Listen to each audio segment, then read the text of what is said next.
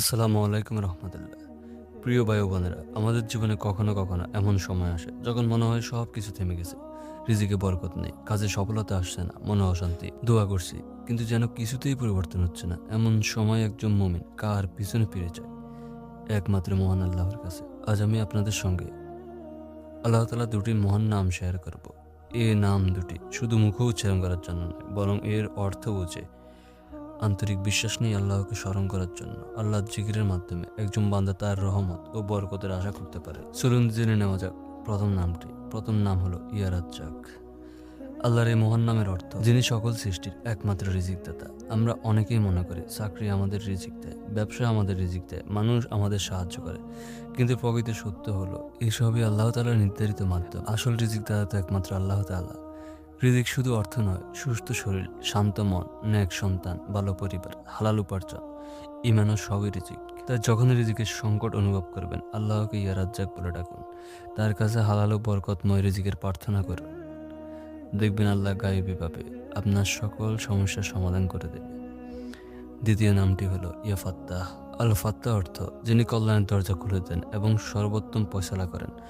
অনেক সময় জীবনে এমন পরিস্থিতি আসে যখন সব পথ বন্ধ হয়, চাকরি হচ্ছে না, ব্যবসা এগোচ্ছে না, পরীক্ষায় সফলতা মিলছে না, কিংবা দীর্ঘদিনের কোনো সমস্যা কাটছে না। কিন্তু যে দরজা মানুষের পক্ষে খোলা সম্ভব নয়, আল্লাহ তাআলা চাইলে মুহূর্তে সেই দরজা খুলে দিতে পারেন।